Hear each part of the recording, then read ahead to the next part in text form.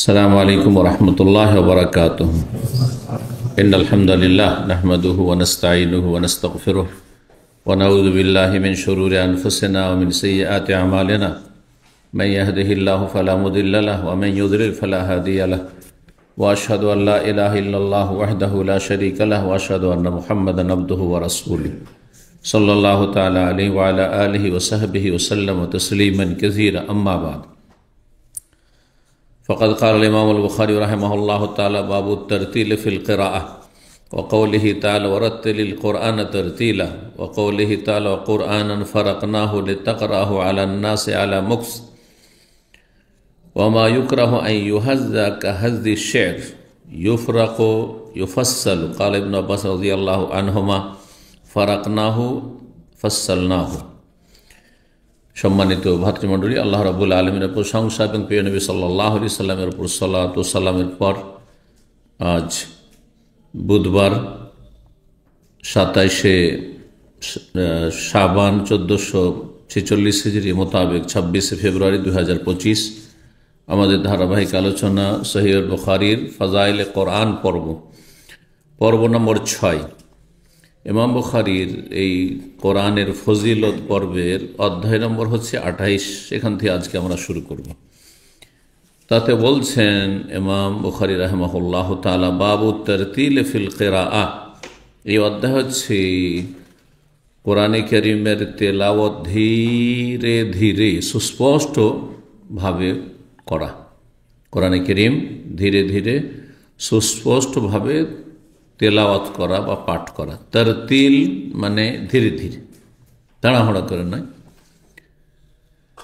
ধীর স্থিরতার সাথে, আর যেন শব্দগুলি উচ্চারণগুলি সুস্পষ্ট হয়, একটি আর একটির ওপর চড়ে যাচ্ছে, চেপে যাচ্ছে, আর কোনো কথা স্পষ্ট হচ্ছে না যে আল্লাহ কি বলছেন, এভাবে পাঠ করা জায়েজ না।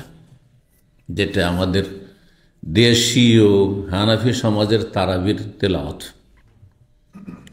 বিনা বাড়াবাড়িতে বলা হচ্ছে যে সে নিজেও জাহেল, হাফেজ, বুঝে না, আর হ করে করছে, আর পিছনে যারা থাকে একটা শব্দ শুদ্ধ মানে ক্লিয়ার উচ্চারণ হচ্ছে না, যে জিম বললেন না দাল বললেন না হা বললেন না খা বললেন, শব্দটা কি উচ্চারণ হলো, তো এই শব্দের অর্থ কি বোঝার সময় নেই, বা বুঝতে শব্দটি যখন বুঝতে পারলেন না, সুস্পষ্ট হল না, তাহলে অর্থ কি বুঝবেন? আলেমা আমি অর্থ বুঝবেন না কি পড়ছে।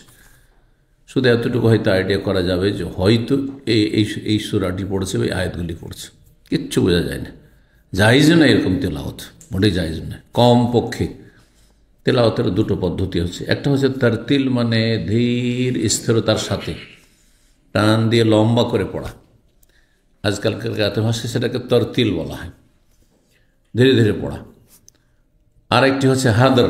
হাদর মানে আপনি তাড়াতাড়ি উচ্চারণ করে সুস্পষ্টভাবে উচ্চারণ করছেন, সুস্পষ্ট বোঝা যাচ্ছে কি পড়ছেন, কিন্তু আপনি লম্বা টান দিচ্ছেন না। যেমন আপনার মসজিদ হারামে শেখ সৌদ শরীয়মের তেলাওয়াত হচ্ছে হাদর, আলহামদুলিল্লাহ রাব্বিল আলামিন, ওই যে এটা হচ্ছে হাদর। আর তারতিল হচ্ছে ওর চাইতে লম্বা করে পড়ে, টান দি। কিন্তু এর চাইতে দ্রুত পড়া না, মোটেই চলবে না। আর যদি সেই শব্দগুলো ক্লিয়ার না হয় যে কোন শব্দ উচ্চারণ হচ্ছে, লা রাইবা ফি বোঝা যাচ্ছে, তাই না, কিন্তু কেউ তাড়াহুড়া পড়ে, যেটা জায়েজ নয়, সেজন্য আমি উচ্চারণ করছি না ওইভাবে, তাহলে জায়েজ মোটেই নয়। তো কমপক্ষে হাদর মানে আপনি তাড়াতাড়ি পড়ছেন, লম্বা টান দিচ্ছেন না, কিন্তু শব্দগুলি স্পষ্ট হচ্ছে, অক্ষর স্পষ্ট হচ্ছে। আর না হলে তারতিল টান দিয়ে পড়া, লম্বা করে পড়া। বলছেন যে কোরআনের তেলাওয়াত ধীরে ধীরে এবং সুস্পষ্টভাবে করা সম্পর্কে অধ্যায়। আল্লাহ কোরআনে তাই নির্দেশ দিয়েছেন, যাতে যে তেলাওয়াত করছে সেও বুঝে যে আমি কি বলছি, আল্লাহর কালামে আল্লাহ কি বলছেন এবং আমি কি পাঠ করছি, আল্লাহ কি বলেছেন এই আয়াতগুলিতে। যদি অর্থ বোঝার ক্ষমতা থাকে, যেমন আরবি ভাষা, তার অর্থ ভালো আলেম, কারি, হাফেজের সাথে আলেম, তাহলে বুঝছে। কিন্তু তাড়াহুড়া বলে তো নিজে বোঝার সময় নেই। আর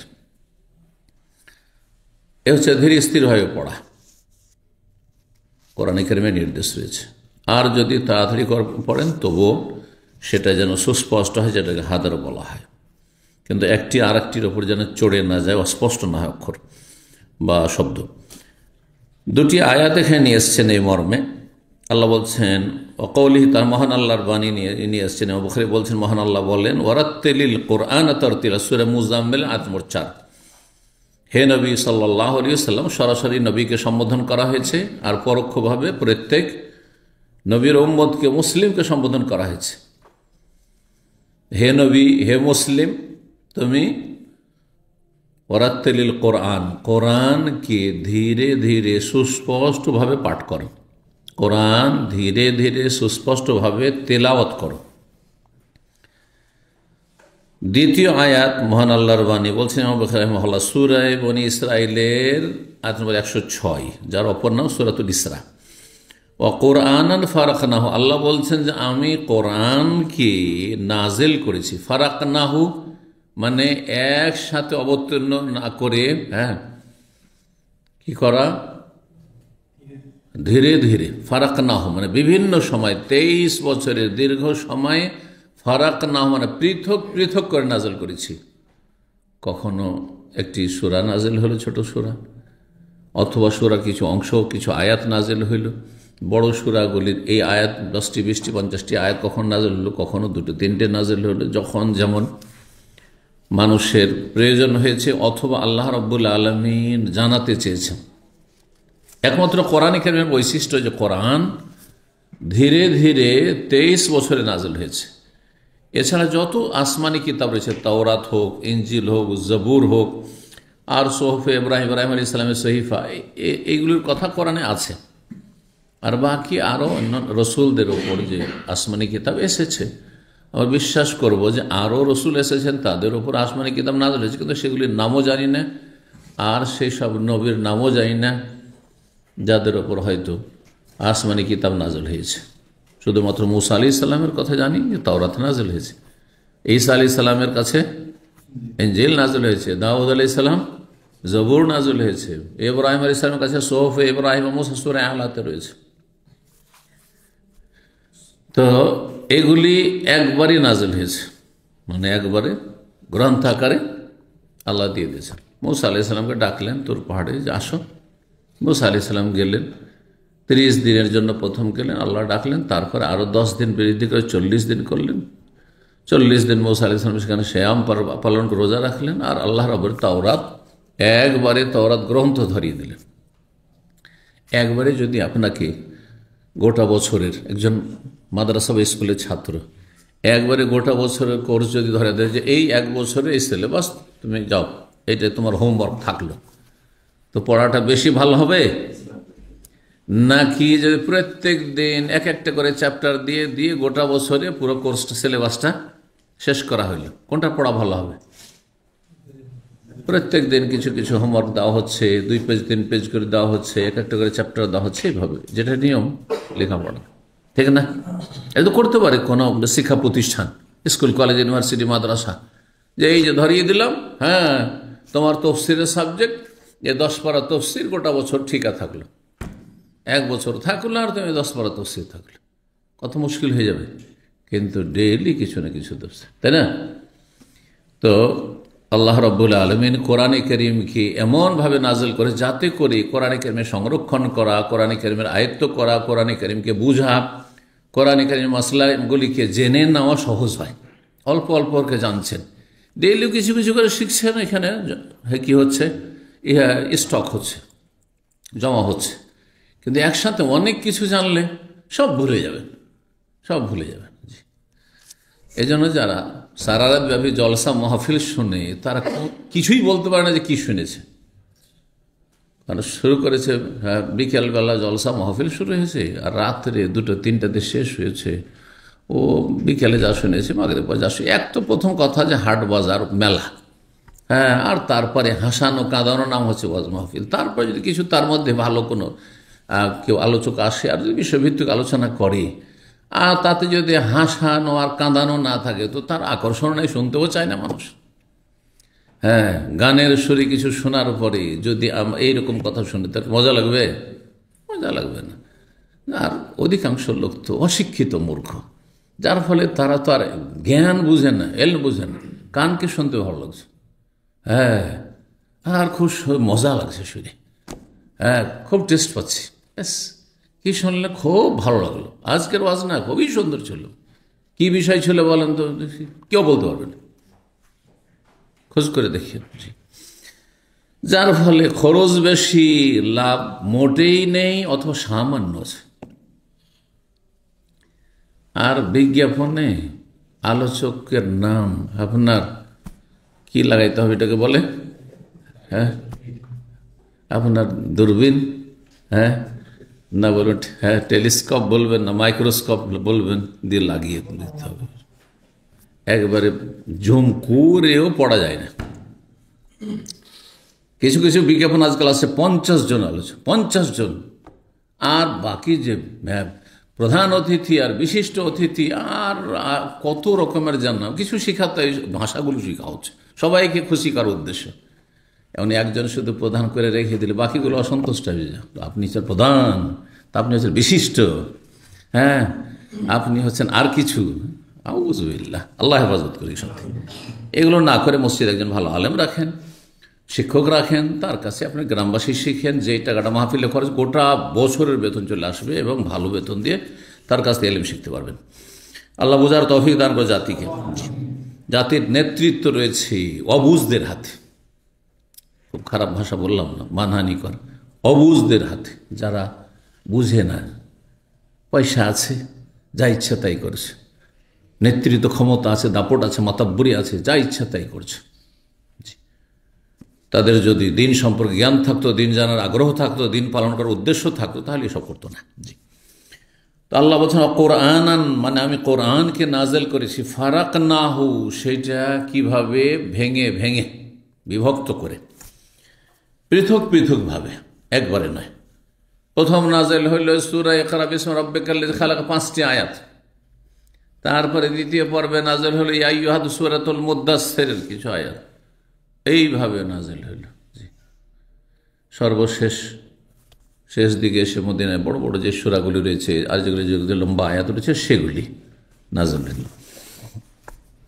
কেন এভাবে নাজেল করেছে পৃথক পৃথক ভাবে 23 বছরের সময়কালে? লিতাকরাহু আলান নাসি আলা মুকসিন, যাতে করে আপনি মানুষকে কোরআন পাঠ করে শোনাতে পারেন, শোনান, আলা মুকসিন, থেমে থেমে, আস্তে ধীরে।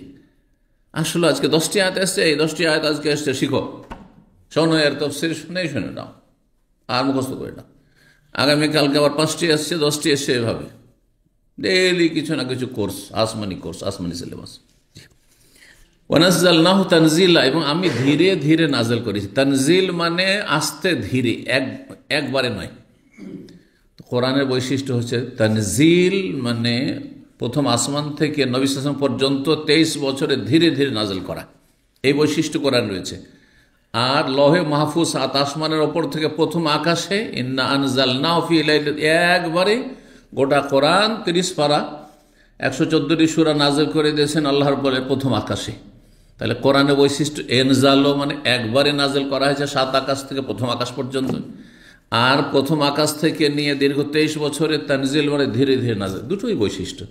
পক্ষান্তরে তাওরাত সম্পর্কে, ইনজিল সম্পর্কে আল্লাহ নাজ্জালা বলেননি, ধীরে ধীরে নাজেল কথা বলেননি। ইন্না আনজালনা তাওরাতা ফিহা হুদান ওয়া নূর, ফিহা হুদান ওয়া নূর, নিশ্চয় আমি তাওরাত নাজেল করেছি একবারই, ইনজাল। যে ছিল দুটো আয়াত। তারপরে বলছে ওমা ইউকরাহু আন ইউহাজ্জাক আহাযিস শের, আর মাকরুহ, ঘৃণিত, অপছন্দনীয়, নিন্দনীয় যে কোরআনকে দ্রুত গতিতে পাঠ করা হবে, কবিতার দ্রুত গতির মতো। যেমন কবিতা পাঠ করা হয়, পড়ে চলে যাচ্ছে, হ্যাঁ, কবিতা শুনিয়েই চলে যাচ্ছেন, পড়ে চলে যাচ্ছে, ওইভাবে পড়বেন না, কবিতার মতো করে নাই। তারপরে কোরআনে কারীমের সূরা দুখানে রয়েছে ফিহা ইউফরাকু কুল্লু আমরিন হাকিম। ইউফরাকু মানে কি? ইউফরাকু মানে ইউফাসসালু, চূড়ান্ত ফয়সালা করা হয়। কোন রাতে? যেই রাতে কোরআন নাযিল হয়েছে। কোরআন কোন রাতে নাযিল হয়েছে? কদর রাতে। ইন্না আনজালনা ফি লাইলাতিল কাদরে, সূরা কদরে। আচ্ছা, সূরা কদরের রাতটি কি শাবান মাসে 15 শাবান নাকি রমজানে? আর এক আয়াত আল্লাহ কিল্লের শাহর রমাদান আল্লাযী উনজিলা ফীহি, রমজান মাসে কোরআন নাযিল করা হয়েছে। তাহলে রমজানের আয়াত আর কদরের রাতের আয়াত আর এই লাইলাতুল মুবারাকা সূরা দুখানের তিনটি সমষ্টি থেকে কি বোঝা যায়? তিনটি আয়াতের ব্যাখ্যা থেকে যে কোরআন বরকতপূর্ণ রাতে নাযিল হয়েছে, সেই রাতটি হচ্ছে কদরের রাত, আর কদরের রাত হচ্ছে রমজানের শেষ দশকের বেজোড় কোনো একটি রাতে। এবার বোঝা গেছে? কিন্তু এই আয়াত সূরা দুখানের পড়ে হতভাগা এই জৌনপুরি, বিদাতি মোল্লা পীর, সে বলছে যে কোরআনে সূরা দুখান রয়েছে নানজাফি লাইলাতিন মুবারাকা, বরকতের রাত মানে শবে বরাতে নাযিল হয়েছে। কেউ বিশ্বাস করবে? একটা মূর্খ লোক। কিন্তু কিছু অন্ধভক্ত আছে, অন্ধভক্তি মানুষকে জাহান্নামে নিয়ে যায়। আপনার চোখ থেকেও, বিবেক থেকেও যদি সামনে গর্ত আছে আর গর্তে আপনার বাবা না দেখে আছাড় খেয়ে পড়ছে, অথবা সামনে সাপ বসে আছে আর সাপের উপর পা দিয়ে দেয়, আপনিও পা দেবেন নাকি? তাহলে আপনার মূর্খ এই বেদাতি পীর জাতিকে গোমরাহ করবে, আর চোখ নেই। আর বাকি আয়াতগুলো মিলিয়ে দেখবেন না যে লাইলাতুল মুবারাকা বরকতের রাত, এখানে বলা হয়েছে কোরআন নাযিল হয়েছে, সে একটি রাতের কথা বলা হয়েছে, তাই না? মানে নাযিল হওয়া শুরু হয়েছে, সেটি বরকতের রাত, সেটি কদরের রাত, সেটি রমজানে। এই তিনটি আয়াতের ব্যাখ্যা। তাহলে কি করে একজন বলতে পারে যে এটি শবে বরাত? এই রাতে ফিহা, এই রাতে ইউফরাকু মানে চূড়ান্ত ফয়সালা করে, ইউফাসসালা আল্লাহর পক্ষ থেকে বিস্তারিত তকদির জানিয়ে দেওয়া হয় কাকে? 1 বছরের জন্য যে দায়িত্বশীল ফেরেশতা রয়েছে, যেটাকে ভাগ্য রজনী বলছেন। তাহলে ভাগ্য রজনী কোন রাত? শবে বরাত না শবে কদর? যেই রাতে কোরআন নাযিল হয়েছে, কোরআন নাযিল হয়েছে রমজানের কদর রাতে, সুতরাং সেটি হচ্ছে ভাগ্য রজনী। জি, ওই মর্মে আছে রয়েছে। ইবনে আব্বাস রাদিয়াল্লাহু তাআলা আনহু বলছেন যে এখানে রয়েছে ফারাকনাহু আর ইউফরাকু, একই ধাতু থেকে, একই শব্দ থেকে। বলছেন যে ফারাকনাহু মানে ফাসসালনাহু মানে বিশদভাবে আমি কোরআন কি করেছি? বয়ান করে দিয়েছি। কোরআন আল্লাহ নাযিল করেছেন এবং আল্লাহ রাব্বুল নবী সাল্লাল্লাহু আলাইহি সাল্লামের কাছে সেগুলি স্পষ্ট করেছেন, বুঝিয়ে দিয়েছেন যে এটার ব্যাখ্যা এই, এটার ব্যাখ্যা এই। মাতৃভাষা হইলেও কোনো কোনো জায়গায় হয়তো বোঝার প্রয়োজন রয়েছে, আল্লাহ তাও করে দিয়েছেন। ফাসসালনাহু বা সুস্পষ্ট করে দিয়েছি। কি করেছি? সুস্পষ্ট। কোরআন সুস্পষ্টভাবে আল্লাহ নাযিল করেছেন এবং সুস্পষ্ট পড়তে বলেছেন, তেলাওয়াত করতে বলেছেন, আর তার অর্থগুলি, ব্যাখ্যা, তফসিরগুলি সুস্পষ্ট করে দিয়েছেন। এই ফাসসালনাহু 5043 নম্বর আয়াত, 5043 নম্বর হাদিস। বলছেন আব্দুল্লাহ বিন মাসউদ রাদিয়াল্লাহু তাআলা আনহু, তিনি বলেন গাদাওনা আলা আব্দুল্লাহ ফাকালা রাজুলুন, বলছেন যে আমরা গেলাম আব্দুল্লাহর কাছে। আবু ওয়াইল বর্ণনা করেছেন তার ছাত্র আব্দুল্লাহ বিন মাসউদ থেকে, আর তারপর গাদাওনা আমরা গেলাম মানে আবু ওয়াইল, তাহলে তাবেই বলছেন যে আমরা গেলাম আমাদের ওস্তাদ আব্দুল্লাহ বিন মাসউদ প্রখ্যাত সাহাবীর কাছে। ফাকাল রাজুলুন, তখন এক ব্যক্তি বলে উঠল কারাতুল মুফাসসালা আল বারিহা, গত রাতে, বারিহা মানে গত রাত, গত রাতে আমি পুরো মুফাসসাল পড়ে ফেলেছি। মুফাসসাল হচ্ছে সূরা হুজুরাত থেকে শুরু করে শেষ পর্যন্ত মোটামুটি 5 পারার মতো, 5 পারা আমি পড়ে ফেলেছি। আজকাল যারা তেলাওয়াত করে নিয়মিত 5 পারা এত বেশি নাই, কিন্তু 5 পারা পড়লে ওইভাবে বুঝবে না যেইভাবে 1 পারা 2 পারা 3 পারা পড়লে। আস্তে ধীরে পড়ছেন, বুঝছেন, পড়ছেন, বুঝছেন, থামছেন একটু, আল্লাহ কি বলছেন, এতে বেশি আপনার উপকার আছে। কারণ আপনার অন্তর তার একটা সুন্দর সুপ্রভাব পড়বে। আর তারা করে পড়ে নেস জবান পড়েছে কিন্তু অন্তর চিন্তা করে না, অন্তর তার গভীরে ঢুকে না। তো আজকে মুফাসসাল গত রাতে আমি পুরোটাই পড়ে ফেলেছি। ফাঁকা আল্লাহ আব্দুল মাসউদ বলেন হাজদান কাহাজি শের, তুমি এত দ্রুত গতিতে পাঠ করেছো কবিতা পাঠের মতো। কবিতা পাঠ যেমন কবিরা বা যারা কবিতার আবৃত্তি করে তারা যেমন দ্রুত বেগে পাঠ করে, ওই রকম তুমি দ্রুত গতিতে কোরআন পাঠ করেছো। 5 পারা পড়ে নিলে তুমি রাতে, মানে তাহাজ্জুদে রাতে পড়ে ফেলেছো। সাধারণত সাহাবায়ে কেরাম তাহাজ্জুদের মধ্যে পড়তেন, আর এমনিও পড়তে পারেন, অসুবিধা নেই। তবে তাহাজ্জুদের তেলাওয়াত, সালাতের ভিতরে কেউ যদি তেলাওয়াত করে আর একজন এমনি তেলাওয়াত করে, কার ফজিলত বেশি? যেই ব্যক্তি সালাত অবস্থায় তেলাওয়াত করে তার ফজিলত বেশি। নবী সাল্লাল্লাহু আলাইহি ওয়াসাল্লাম রাতে দীর্ঘ তাহাজ্জুদ পড়তেন এবং তাহাজ্জুদে তেলাওয়াত করতেন বেশি। ইন্না কাল সামিনাল কিরাতা, তারপরে বলছে ইন্না কাল সামিনাল ওয়া ইন্নিল আহফাজুল কোরআন, আমি তেলাওয়াত শুনেছি, মানে নবী সাল্লাল্লাহু আলাইহি ওয়াসাল্লামকে তেলাওয়াত করার পদ্ধতি শুনেছি, কেমন ভাবে তেলাওয়াত করতে হয়, আর করেছেন তিনি। ওয়া ইন্নিল আহফাজুল কোরআন আল্লাতী কানা ইয়াকরাউ বিহা বিহিন্না নবী সাল্লাল্লাহু আলাইহি ওয়াসাল্লাম সামানিয়া আশারাতা সূরাতাম মিনাল মুফাসসাল ওয়া সূরাতাইন মিন আলে হামিম। বলেছেন আমি মুখস্থ রেখেছি ওই সমস্ত সদৃশ্য সূরা যেগুলি নবী সাল্লাল্লাহু আলাইহি ওয়াসাল্লাম একসাথে মিলিয়ে মিলিয়ে পাঠ করতেন। ইয়াকরাউ বিহিন্না এখানে রয়েছে যে সেগুলি পাঠ করতেন, অন্যদি ইয়াকরানু বিহা মানে সেগুলিকে মিলিয়ে মিলিয়ে একসাথে দুটো সূরা মিলিয়ে পড়তেন। যেমন সূরা আলা আর সূরা গাশিয়া, সূরা ওয়াশ-শামসি ওয়া দুহাহা আর সূরা ওয়াল-লাইলি ইযা ইয়াগশা, এগুলি হচ্ছে এই ওয়াস-সামাই যাতিল, সূরা বুরুজ আর সূরা তারিক, এগুলি হচ্ছে সদৃশ্য আয়াত। আম্মা ইয়াতাসার সূরা নাবা এবং সূরা নাজিয়াত সদৃশ্য আয়াত, একটি আরেকটির সাথে কি রয়েছে? সাদৃশ্য রয়েছে। এইরকম আয়াত সূরাগুলি পাঠ করেছি। কতটি? 18টি সূরা মুফাসসাল থেকে, মানে শেষ দিক থেকে, অসূরাতে, আর দুটো সূরা পাঠ করেছি মিন আলে হামিম, হামিম দিয়ে যে সূরাগুলি শুরু হয়েছে সেগুলি থেকে, হামিম দিয়ে শুরু হয়েছে, যেমন সূরা দুখান, সূরা জাসিয়া, এভাবে। তার মানে আব্দুল্লাহ মাসউদ তাহলে একটু আপত্তি করলেন যে এত বেশি পরিমাণ না পড়ে একটু ধীর গতিতে ধীরে ধীরে পড়ো, বুঝে পড়ো, এটা বেশি ভালো। 5040 নম্বর হাদিস, সাঈদ ইবনে জুবাইর রাহিমাহুল্লাহ, প্রখ্যাত তাবী, তিনি আব্দুল্লাহ বিন আব্বাস রাদিয়াল্লাহু তাআলা আনহু হতে বর্ণনা করছেন ফি কওলিহি তাআলা, মহান আল্লাহর বাণীর তাফসীর সম্পর্কে। আল্লাহ রাব্বুল আলামিন ইরশাদ করেন সূরা কিয়ামার আয়াত নম্বর 16 এবং 17-তে, লা উকসিমু বিয়াউমিল কিয়ামাহ, এই সূরায় আল্লাহ বলছেন লা তুহাররিক বিহি লিসানাকা লিতাআজালা বিহি, নবী সাল্লাল্লাহু আলাইহি ওয়াসাল্লাম সম্বোধন করে বলছেন যে হে নবী, তোমার জিহ্বাকে তুমি নাড়া দিও না, নাড়া দিও না দ্রুত গতিতে, লা তুহাররিক বিহি লিতাআজালা বিহি, দ্রুত গতিতে, জলদি করার জন্য। নবী সাল্লাল্লাহু আলাইহি ওয়াসাল্লাম করতেন কি, যখন জিবরাইল আলাইহিস সালাম কোন সূরা একটি নিয়ে আসতেন অথবা বেশ কিছু আয়াত নাযিল হয়েছে, যেমনই জিবরাইল শোনাইতে লাগতেন, শোনাচ্ছেন এখন, তার পিছনে পিছনে সাথে সাথে পড়তে শুরু করে দিতেন, এই ভয়ে যে কি জানি যদি একসাথে অনেকগুলি তিনি পড়ে দেন আর পরে যদি ছুটে যায় কিছু, আমার ঘাটতি থেকে যায়, সেই জন্য যেমনই পড়তে লাগতেন জিবরাইল আলাইহিস সালাম, তেমনই পেছনে পেছনে তিনিও দ্রুত গতিতে তার অনুসরণ করে জিহ্বা নাড়িয়ে পড়তে লাগতেন।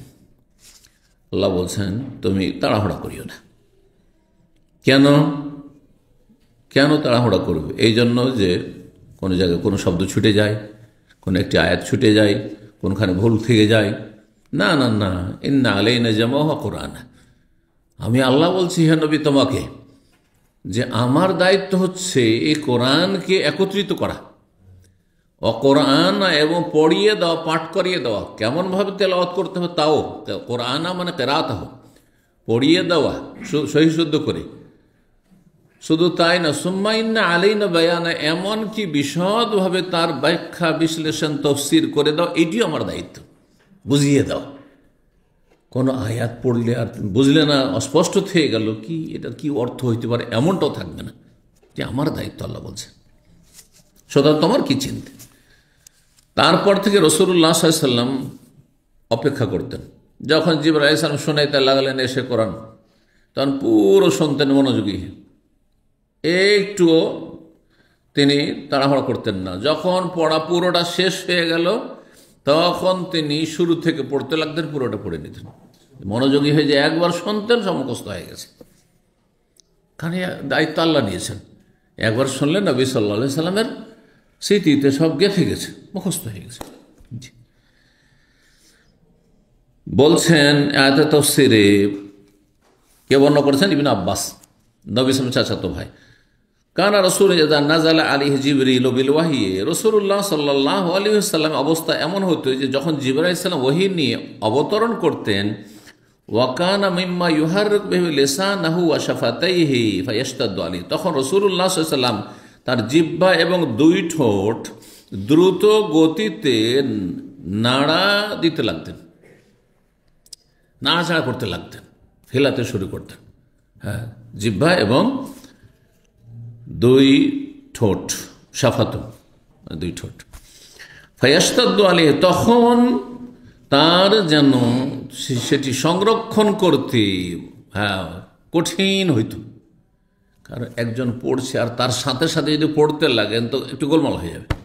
হ্যাঁ, কিন্তু আপনি ধীরে স্থিরভাবে শুনে নেন, শুনে নেওয়ার পরে যদি স্মৃতিশক্তি আপনার প্রখর মজবুত থাকে তাহলে ওইভাবে পড়ে দিতে পারবেন। কিন্তু আপনি একটা শব্দ শুনেছেন আবার সাথে সাথে পড়ছেন, তারপরে শব্দ উনি পড়েই যাচ্ছেন আর আপনি বলবেন, তাহলে বেশি সমস্যা, বেশি কঠিন হবে। তাই বলছে ফায়াশতাদ্দু আলাইহি, তার জন্য কঠিন হয়ে পড়তো, কষ্টকর হইত। ওয়াকানা ইউরাফু মিনহু, আর এইটি যারা আশেপাশে থাকতো তারা উপলব্ধি করতে পারতো যে নবী সাল্লাল্লাহু আলাইহি ওয়াসাল্লামের কষ্ট হচ্ছে। সাহাবারা যারা আশেপাশে থাকতো তারা তো জিবরাইলকে দেখতে পেতেন না, সাধারণত খুব কম সময়ে মানুষের রূপে আসতেন, অদৃশ্য হয়ে আসতেন। কিন্তু তার অবস্থাটা দেখে যে ওহী নাযিল হচ্ছে, তো ওহী নাযিল হওয়ার সময় একটা কষ্ট হইতো।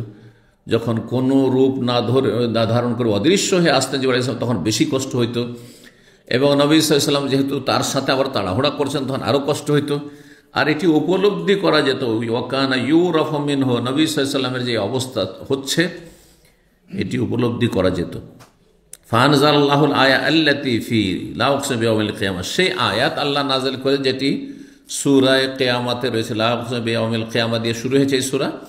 লা তুহাররিক বিহি লিসানাকা লিতা'জালা বিহি ইন্না আলাইনা জামআহু ওয়া কুরআনা, যে আয়াতের তরজমা তাফসীর করলাম যে হে নবী, তোমার জিহ্বাকে তুমি দ্রুত গতিতে নাড়াচাড়া করিও না, লিতা'জালা বিহি, তাড়াহুড়া করার উদ্দেশ্যে, কারণ ইন্না আলাইনা জামআ, আমার দায়িত্ব হচ্ছে সেটি একত্রিত করে সংরক্ষণ করা, ওয়া কুরআনা, এবং পড়িয়ে দেওয়া। তারপরে ফাইন্না আলাইনা আন নাজমাহু ফি সাদরিকা ওয়া কুরআনা, তাফসীর করে ইমাম বুখারী বলছেন যে আল্লাহ বলছেন যে আমার দায়িত্ব হচ্ছে যে আমি কোরআনকে সংরক্ষণ করব, ফি সাদরিকা, তোমার সিনাই, তোমার বক্ষে, মুখস্থ করিয়ে দেবো, ওয়া কুরআন, এবং পড়িয়ে দেওয়া। সুম্মা ইন্না আলাইনা বায়ানা, অতঃপর আমার দায়িত্ব হচ্ছে তা বিশদভাবে বর্ণনা করে দেওয়া, ব্যাখ্যা করে দেওয়া। ফাইদা আনজালনাহু ফাসতামি, যখন আমি নাজেল করব আমার জিবরাইল ফেরেশতার মাধ্যমে, ফাসতামে, তখন তুমি মনোযোগী হয়ে শোনো, তোমার কাছে শোনা, পুরোটা শোনো। সুম্মা ইন্না আলাইনা বায়ানা, ইন্না আলাইনা আন নুবায়্যিনাহু বিলিসানিক, আমার দায়িত্ব হচ্ছে যে কোরআন আমি বিশদভাবে বর্ণনা করে দেব তোমার মাধ্যমে অন্যদের জন্য, উম্মতের জন্য, সাহাবায়ে কেরামদের জন্য। তোমার কাছে যখন নাজিল হয়ে গেল আর তোমার সিনাতে সংরক্ষণ করে নিলে, আর তারপরে তখন সাহাবায়ে কেরামদের তুমি তা বিশদভাবে বর্ণনা করবে।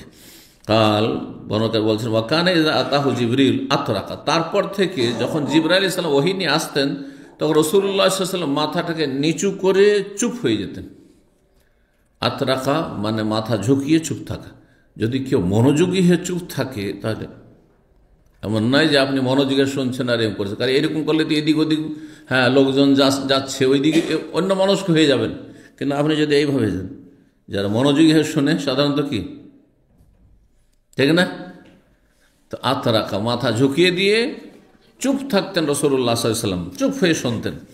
ফাইদা যাহাবা কারাহু কামা ওয়াদাহুল্লাহ, সুবহানাল্লাহ, যখন জিবরাইল চলে যেতেন তখন নবী সাল্লাল্লাহু আলাইহি ওয়াসাল্লাম তা পাঠ করতেন, তেলাওয়াত করতেন, কামা ওয়াদাহ, যেমন আল্লাহ তার সাথে ওয়াদা প্রতিশ্রুতি করেছেন যে আমার দায়িত্ব হচ্ছে সংরক্ষণ করা, আমার দায়িত্ব হচ্ছে তোমাকে পড়িয়ে দাও, আমার দায়িত্ব হচ্ছে তা বিশদভাবে বর্ণনা করে দাও, এবার হুবহুভাবে পড়ে দিতেন।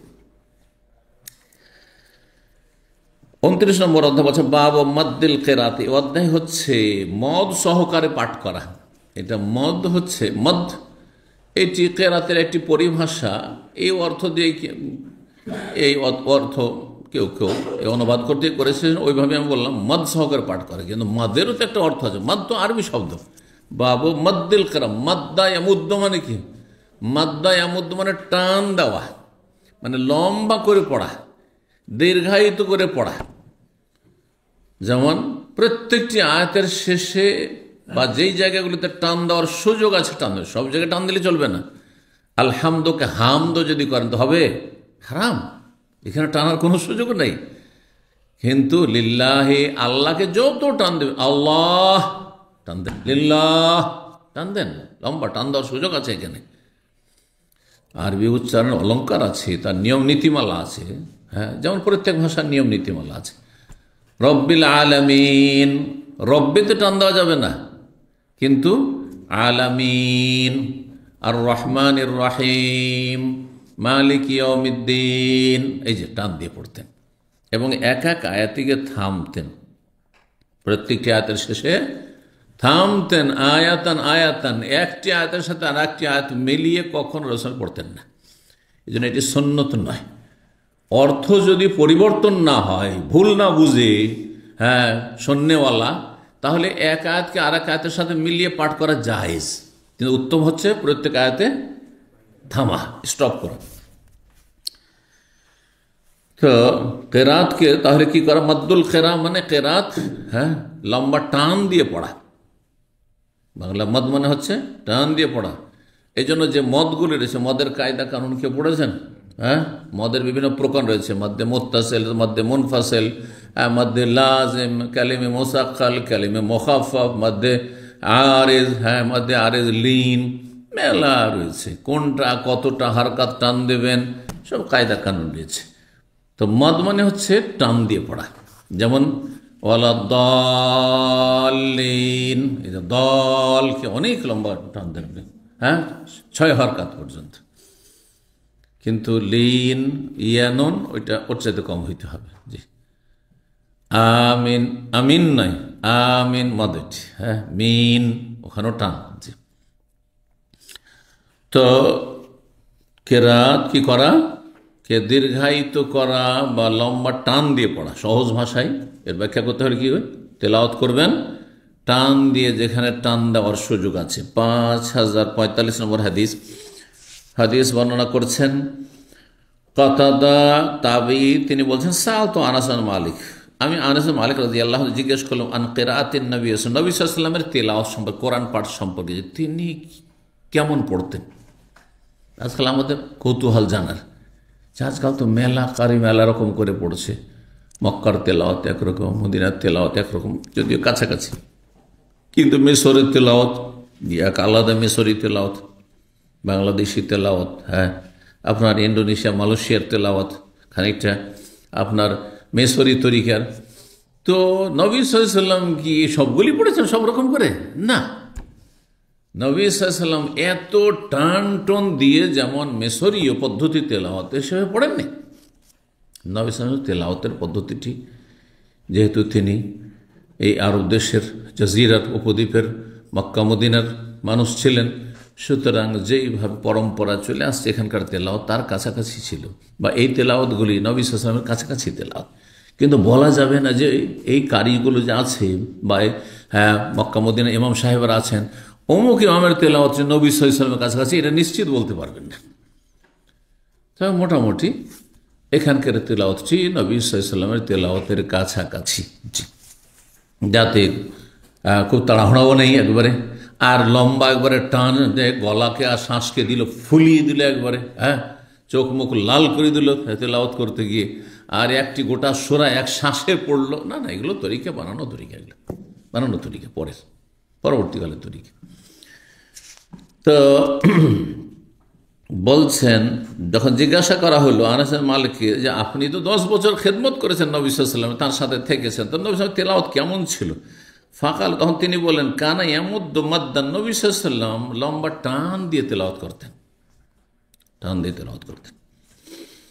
5046 নম্বর হাদিস, ওই কাতাদা বলছেন ওই আগের হাদিসটা কিন্তু একটু বিস্তারিত আছে, এখানে সংক্ষেপে টান দিয়ে পড়তেন, কিন্তু কেমন টান দিতেন, হ্যাঁ কোন জায়গাগুলোতে টান দিতেন এখানে আসছে।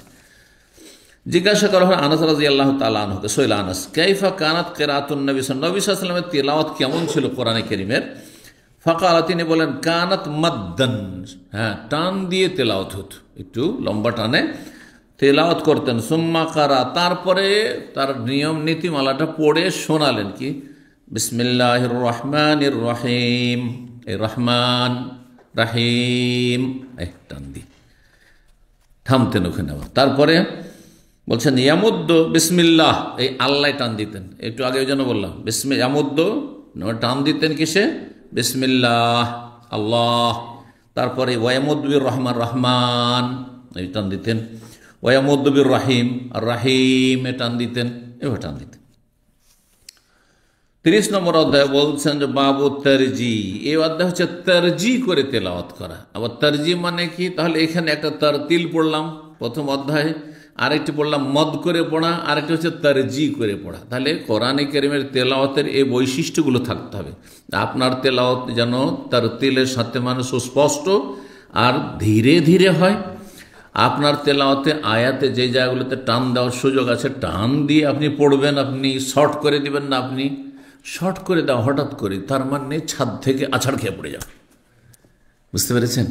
কিন্তু ছাদ থেকে যখন নামছেন তো ধীরে ধীরে নামবেন আপনি, ঠিক ওই রকমই আর রহমান আর রাহিম আদ্দিন, এই যে এটা হচ্ছে নিয়ম। সব কিছুর একটা অলঙ্কার আছে। জি, তারজি কি? তারজি হচ্ছে সুমধুর সুরে তেলাওয়াত করা।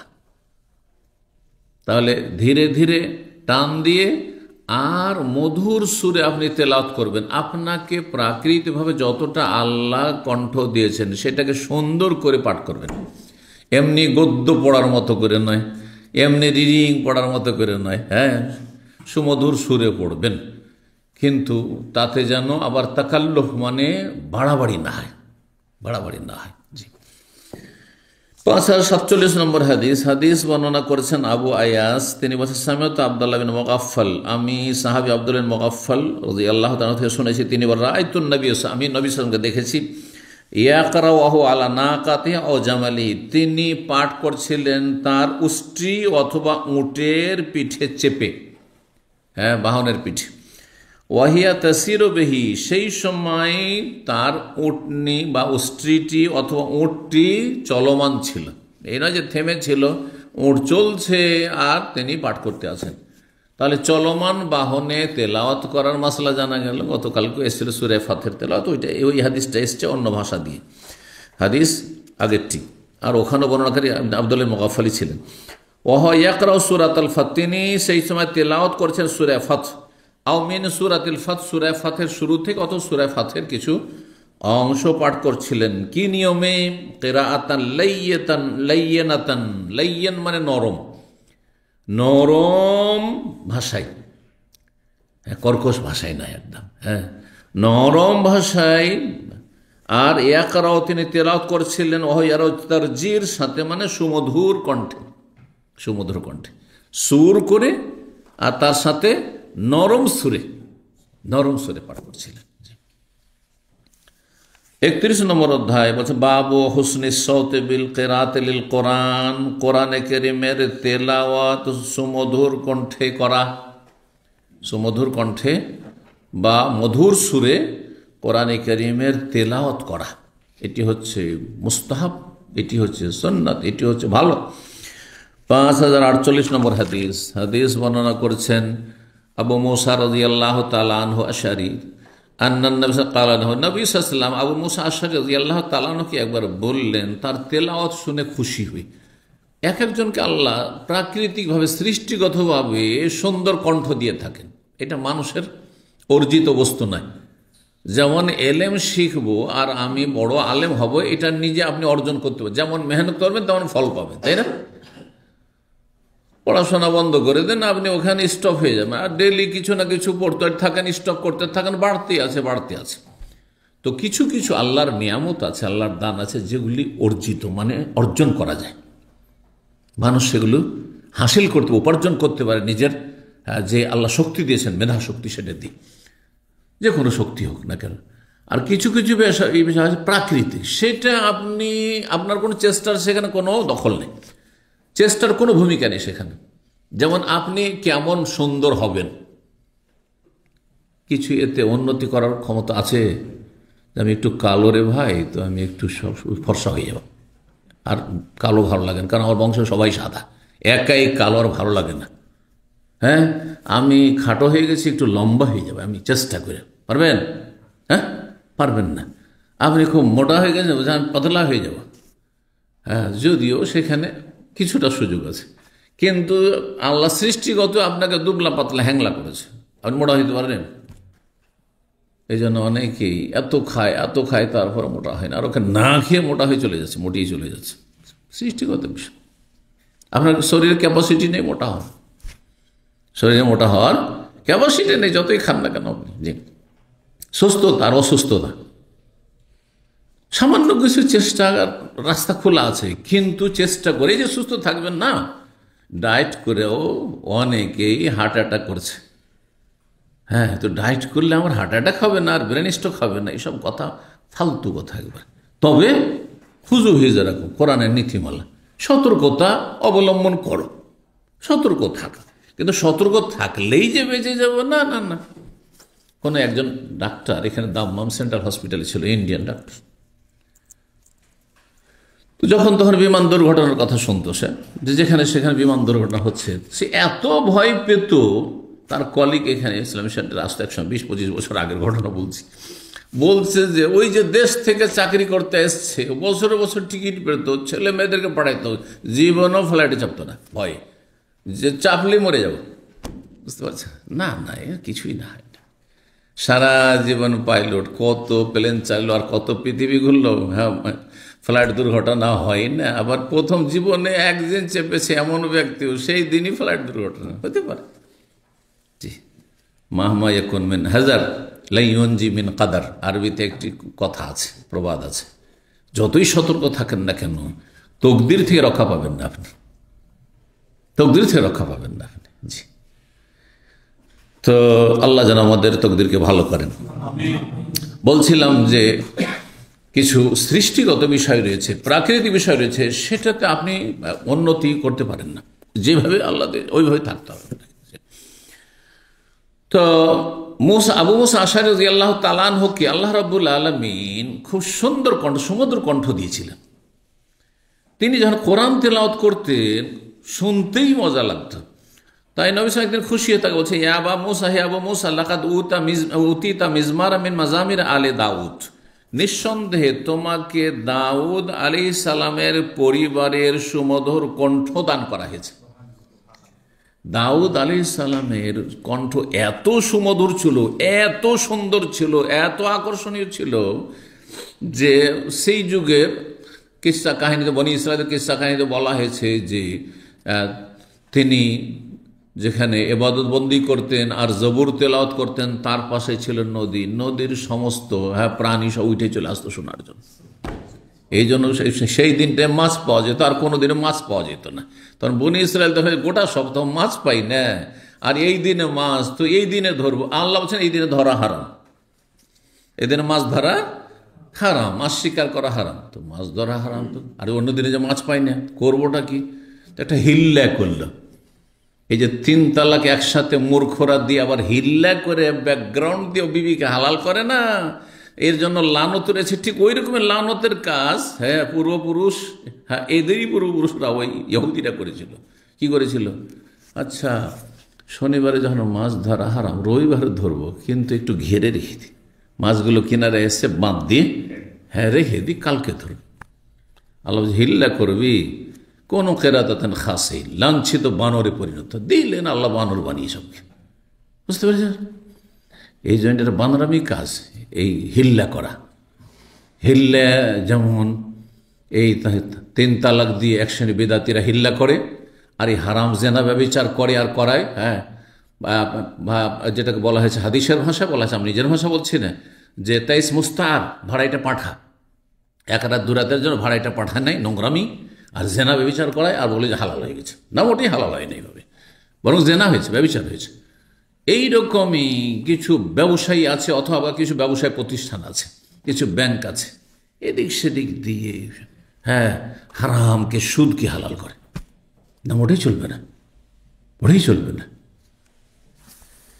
যদি হিল্লা করেন তা আল্লাহ জানছেন। জি, যেমন আপনার জাকাত ফরজে আসছে, আপনি রমজান মাসে জাকাত দেওয়ার অভ্যাস আছে, বা জাকাত ফরজ হয়ে গেছে বা তার আগেই ফরজ হয়ে গেছে, আপনি জাকাত দেবেন না, গোটা বছর টাকা রাখলেন রাখলেন রাখলেন, 11 মাস যেমন হয়েছে তাড়াতাড়ি এদিক সেদিক কিছু করে দেন, ঠিক, হ্যাঁ, টাকাটা কোনো কাজে লাগিয়ে দেন। মানে কাজে মানে ব্যবসায় লাগালে তো লাগবে আবার, কিন্তু না ব্যবসায় না, সেটা ধরেন জমি কিনে নিল, হ্যাঁ, অথবা হ্যাঁ বাড়ি কিনে নিল, হ্যাঁ, ইত্যাদি ইত্যাদি, যাতে জাকাত না লাগে। আল্লাহ তো জানছে যে তোমার এটা হিল্লা বাহানা, তোমার এটা এই চলবে না, ধরা খেয়ে যাবে, অসৎ নিয়ত। 32 নম্বর অধ্যায় বলছে বাবু মান আহাব্বা ইয়াস্তামি আল কোরআন মিন গায়র। এই অধ্যায় হচ্ছে এমন ব্যক্তি সম্পর্কে যদি সে পছন্দ করে যে কখনো কখনো আমি অন্যের কোরআন মনোযোগী হয়ে শুনবো, অন্যের তেলাওয়াত শুনবো। তো শরীয়তে এর অনুমতি আছে কিনা বা অনুমোদন আছে কিনা, না নিজেই পাঠ করতে হবে? কেউ তো বলতে পারে যে শুনে ফের কি হবে, শুনে আবার লাভ কি, তুমি নিজের পড়া পড়ো না, শুনলেও নেকি রয়েছে। কোরআনে কারীম যেমন তেলাওয়াতে নেকি রয়েছে বেশি, কিন্তু আরেকজন মানুষ যদি শোনে তো পাঠ করার সমান নেকি না হলেও তাতেও নেকি রয়েছে। কিন্তু উদ্দেশ্য মনোযোগী হয়ে শুনবেন এবং শোনার পরে সেটা বুঝার চেষ্টা করে, বুঝলে আরও বেশি নেকি পাবেন। আর বুঝলেই তখন আমল হবে, আর আমলে পরিবর্তন হবে। আর বুঝলেন না, শুধু শুনলেন তো লাভ কি হলো? শুধু পড়লেন, শুধু তেলাওয়াত করলেন, শুধু নেকি 1 অক্ষরে 10 পেলাম, আমল তো আমি বুঝিই না যে আল্লাহ কি আকিমুসসালাহ, ও বুঝেই না যে আকিমুসসালাহ মানে কি। তো আবার সালাতের কায়েম করা কি বুঝবে? বুঝে না, জানে না। এই জন্য কোরআনে কারীমের আসল হচ্ছে বুঝে তেলাওয়াত করতে হবে, এটা আসল। কিন্তু কেউ যদি না বুঝেও তেলাওয়াত করে তবু নেকি পাবে, এই নয় যে কিছুই পাবে না। কেউ না বুঝে কোরআন তেলাওয়াত করে নামাজ পড়েছে, সেজন্য 80 বছরের নামাজ বরবাদ। এগুলি ফতুয়া, মন গড়া ফতুয়া এবং চরমপন্থা, বাড়াবাড়ি। খবরদার এরকম ফতুয়া শুনবেন না এবং গুমরাহ হবেন না। বাড়াবাড়ি ইসলামে নেই। সবার পক্ষে সম্ভব কোরআন বুঝা? সবার পক্ষে সম্ভব না, সম্ভব নয়। আপনারা যদি এখন এইভাবে যেভাবে ক্লাস করেন এইভাবেও যদি ক্লাস করেন তবু তো কোরআনের সব সূরা বুঝতে পারবেন না। হয়তো খুব বেশি তো হয়তো আম্মা পারাটা অনেক চেষ্টার পরে হয়তো অর্থ আপনি কোনো রকম করে আয়ত্ত করবেন, তাও পারবেন না। 10-20টা সূরা পারেন, বাকিগুলো এমন এমন মুশকিল শব্দ আছে যে আপনি ভালো আলেমদেরকেও যদি দেশে গিয়ে মাদ্রাসায় বললেন যে ওয়াল আদিয়াত দাবহানের তফসিরটা একটু করে দেন, ফাল মুরিয়াতে কাদহানের তফসির করে দেন, ফাল মুগীরাতে সুবহা করে দেন, ওয়ান নাজিয়াতে গারকান ওয়ান নাশিতাতে নাশতা তফসির করে দেন, কত বম্ব হয়ে যায়। একমাত্র যদি ভালো দক্ষ আলেম হয়, তফসিরে যথেষ্ট জ্ঞান আছে, অথবা আরবি ভাষায় তফসিরে ভালো দক্ষতা আছে, অথবা সদ্য পড়িয়েছে 2-4 দিন 10 দিন আগে সেটা পড়িয়েছে, চর্চা করেছে, পড়েছে, বুঝা গেছে। কিন্তু ধরেন 5 বছর আগে পড়েছে অথবা পড়িয়েছে আর তারপরে চর্চা নেই, ভুলে গেছে। কারণ শব্দগুলো মুশকিল শব্দ, এত তাফসীরের প্রয়োজন রয়েছে, এত সহজ নয় যে প্রেক্ষাপট কি, হ্যাঁ, শব্দটার আসল কি, শব্দটা কোত্থেকে এসছে, হ্যাঁ, কোন প্রসঙ্গে, কোন বিষয়টির, কোন বস্তুর আল্লাহ কসম করেছেন। জি, তো সাধারণ মানুষ কি করে বুঝবেন? আর দিলেন ফতুয়া যে 80 বছর নামাজ পড়েছেন আর কিছু বুঝেননি, আপনার নামাজ বরবাদ, জিরো, কিছুই পেলেন না। আল্লাহ হিদায়াত করেন চরম পদ্ধতি। আব্দুল্লাহ মাসউদ রাদিয়াল্লাহু তাআলা আনহু বর্ণনা করছেন 5049 নম্বর হাদিস, বলছিলাম নাকি? হ্যাঁ, জি, অধ্যায় পড়েছিলাম শুধু। আব্দুল মাসউদ রাদিয়াল্লাহু তাআলা বলেন কাল আলী নবী সাল্লাল্লাহু আলাইহি ওয়াসাল্লাম আমাকে বললেন, আব্দুল মাসউদকে নবী সাল্লাল্লাহু আলাইহি ওয়াসাল্লাম বলছেন কি, ইকরা আলাইয়াল কোরআন, কোরআন আমাকে পড়ে শোনাও, আমার সামনে কোরআন পড়ো। তাহলে সিনিয়র জুনিয়রকে কোরআন পড়তে বলতে পারে, কোরআন পড়ে শোনাও। কেউ যদি বলে যে আমি আপনার কাছে কিছুই জানি না আর আপনার সামনে আমি কোরআন পড়বো না, পড়বো না, না, নবী সাল্লাল্লাহু আলাইহি ওয়াসাল্লাম পড়তে বলেছে, ইবনে মাসউদকে তুমি পড়ো। আবার বড়কেও বলা যেতে পারে যে একটু কোরআন পড়েন, একটু কোরআন শুনবো আপনার কাছ থেকে, বা কোরআনের তাফসীর শুনবো, আমাকে কোরআন পড়ে শোনাও। কুলতু, আমি বললাম, আকরাউ আলাইকা ওয়া আলাইকা উনজিলা, আপনার সামনে কোরআন পড়ে শোনাও অথচ আপনার উপর নাজেল হয়েছে, আল্লাহ স্বয়ং জিবরিল মারফত আপনার কাছে নাজেল করেছেন, আপনার কাছে কোরআন এসেছে, তারপর আমরা শিখেছি, আর আপনাকে কোরআন পড়ে শোনাবো, ইয়া রাসূলুল্লাহ, এটা কেমন হইল? কালা, তখন নবী সাল্লাল্লাহু আলাইহি ওয়াসাল্লাম বলেন, ইন্নী ওহিব্বুন আসমাহু মিন গায়রি, আমি পছন্দ করি যে অন্যের কাছ থেকেও মাঝে মাঝে কোরআন শুনি। সব সময় কোরআন নিজে পড়লে একটি ফায়দা পেলেন আপনি, কিন্তু কখনো পড়লেন কখনো শুনলেন, এতে দুটোই লাভ আপনার হইল।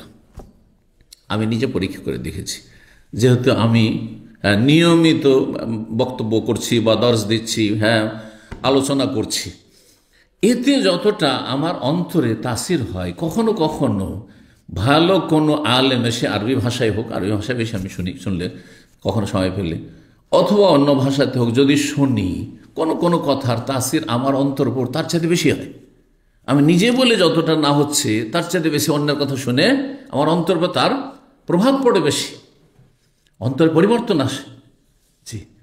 আর আমার জীবনে অনেক সময় কোনো একটা ধরেন সমস্যা অথবা কোনো একটা সিদ্ধান্তের বিষয়ে, ধরেন আমি এটা করবো না এটা করবো, সুবহানাল্লাহ, গাড়িতে বসলে আমার কিন্তু রেডিও ইজাতুল কোরআন কারীম রিয়াজ, যেটা ইসলামিক চ্যানেল আছে রেডিওর, ওটা সবসময় চালু করা আছে, মানে গাড়িতে চাবিটা ঢুকালেই চালু হয়ে যাবে। তো এরকম বেশ কিছু সময় হয়েছে, যে বিষয়টি আমি চিন্তা করছিলাম, যে বিষয়টার কথা ভাবছিলাম যে কি করি, এটা করব কি করব না, আর ওই বিষয়ে আলোচনা হচ্ছে, সুবহানাল্লাহ, আমার ঈমান আরো মজবুত হয়ে গেল বিষয়টাতে। যেখানে আমি দ্বিধাদ্বন্দ্বে ছিলাম যে কোনটা কি করা যায়, এটা হয় অনেক সময়। জি।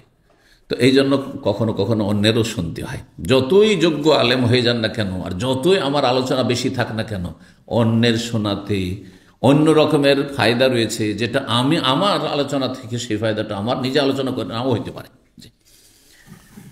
এই জন্য দুটোই করতে হয়, রাসূল দুটোই করেছেন, নিজেও তেলাওয়াত করেছেন আর অন্যের তেলাওয়াত শুনেছেন, যে আমি পছন্দ করি অন্যের কাছ থেকে শোনা, সুতরাং তুমি শোনাও। জি।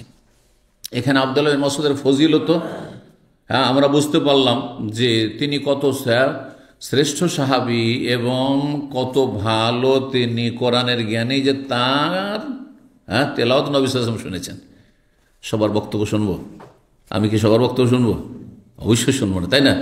আমি শুনলে শেখ সালেহ ফৌজানের শুনবো, না হয় শেখ আব্দুল বাজের কথা শুনবো, নাসিরুদ্দিন আলবানীর কথা শুনবো, ধরেন ভালো ভালো আলেমের কথা শুনবো। তাহলে এটা কি প্রমাণ করে যে আমার কাছে তিনি যোগ্য, আর অযোগ্যের কথা কেন শুনতে যাব? একমাত্র হয়তো তার যে ভুলভ্রান্তিগুলো আছে সেগুলোকে শনাক্ত করার জন্য বা জাতিকে সতর্ক করার জন্য শুনতে পারি, সেটা ভিন্ন বিষয়। 33 নম্বর অধ্যায় বলছে, বাবু কওলিল মুকরি লিল কারি হাসবুকা।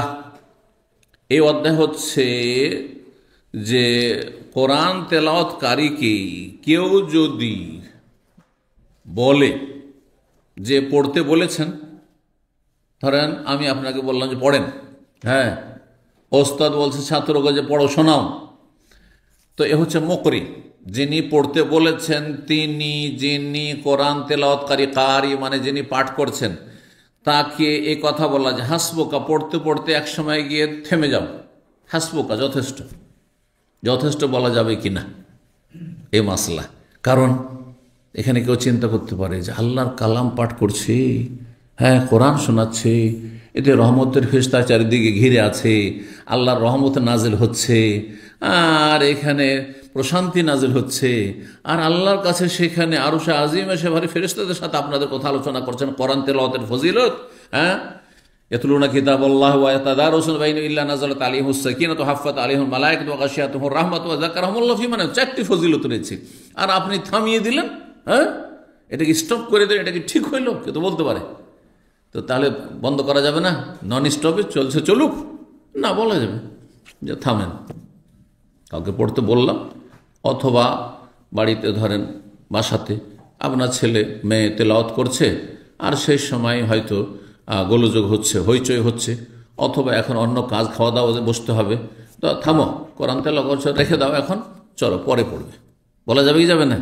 যাবে না। ভালো কাজে বাধা দিলেন, কেউ যদি বলে আপনি ভালো কাজে একটা বাধা দিলেন, এত ভালো কাজে, না, জায়েজ আছে। জি। 5050 নম্বর হাদিস মনে করছেন আব্দুল্লাহ বিন মাসউদ রাদিয়াল্লাহু তাআলা আনহু, তিনি বলেন, কাল আলিয়ান নবী সাল্লাল্লাহু আলাইহি ওয়াসাল্লাম, নবী আমাকে বললেন, ইকরা আলাইয়া, আমাকে পড়ে শোনাও কোরআন। বলতো ইয়া রাসূলুল্লাহ, তখন আমি বললাম, হে আল্লাহ রাসূল, আকরাউ আলাইকা ওয়া আলাইকা উনজিল। আকরাউ মানে আকরাউ আলাইক, আমি আপনাকে পড়ে শোনাবো, জিজ্ঞাসামূলক, আপনাকে পড়ে শোনাবো, অথচ আপনার উপর কোরআন নাযিল হয়েছে, আপনাকে আবার কি শোনাবো? আপনাকে কি শোনাবি ইয়া রাসূলুল্লাহ? কুলতু, তখন আমি বললাম, হ্যাঁ এই কথা বললাম। কালা, তখন নবী বলেন, হ্যাঁ নাম শোনাও। ফাকারাতু সূরাতান নিসা, তখন আমি সূরা নিসা শোনাইতে শুরু করলাম, পড়তে শুরু করলাম। হাত্তা আতাইতু আলা হাযিহিল আয়া, এই আয়াতে 41 নম্বর আয়াত সূরা নিসার, এই আয়াত পর্যন্ত শুরু থেকে পাঠ করে চলে আসলেন কে? ইবনে মাসউদ রাদিয়াল্লাহু তাআলা আনহু। ফাকাইফা ইযা জিনা মিন কুল্লি উম্মাতিন বিশাহিদ ওয়া জিনা বিকা আলা হাউলাই শাহিদা। হে নবী, আল্লাহ বলছেন, ফাকাইফা ইযা জিনা মিন কুল্লি উম্মাতিন বিশাহিদ, যখন প্রত্যেক উম্মতের ক্ষেত্রে এক একজন সাক্ষী আমি হাজির করব হাসরের মাঠে, তখন কি অবস্থা হবে চিন্তা করো তো দেখি। যখন পক্ষে না হয় বিপক্ষে সাক্ষী দেবে, যদি সেই উম্মতের লোকেরা ভালো মানুষ হয়, সত্যিকার ইমানদার হয়, তাহলে তো পক্ষে সাক্ষী হবে, আর না হলে বিপক্ষে সাক্ষী যাবে আসামের কাঠগড়ায় সেখানে হাসরের মাঠে।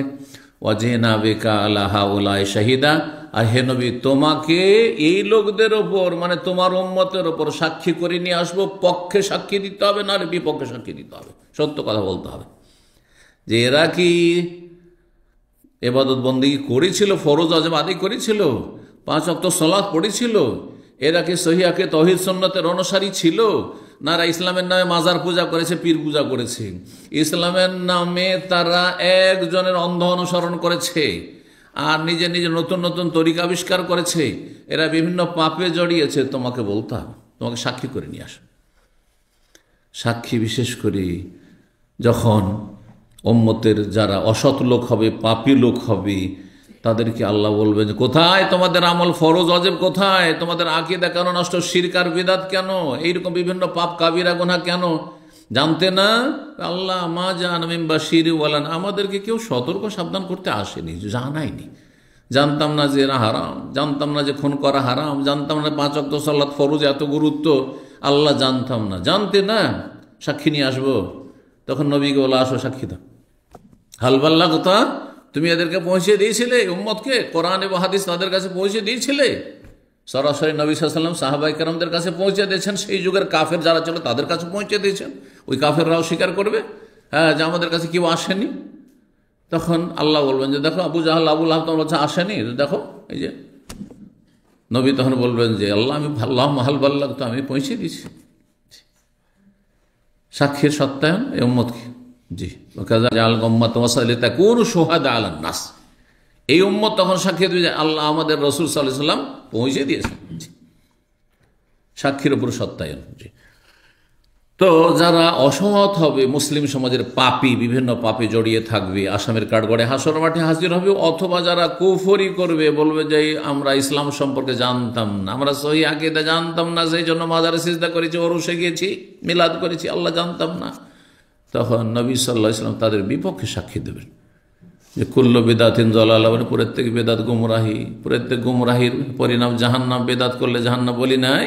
জি, তো রাসূলুল্লাহ সাল্লাল্লাহু আলাইহি ওয়াসাল্লামের সামনে সূরা নিসা পড়তে লাগলেন, এই আয়াত পর্যন্ত পৌঁছে ফাকাইফা ইযা জিনা মিন কুল্লি উম্মাতিন বিশাহিদ ওয়া জিনা বিকা আলা হাউলাই শাহিদা।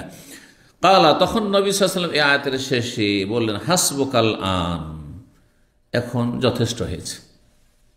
হাসবুকা মানে তোমার জন্য যথেষ্ট, মানে এনাফ হয়েছে, যথেষ্ট হয়েছে, এখন তোমার জন্য যথেষ্ট হয়েছে, মানে থেমে যাও।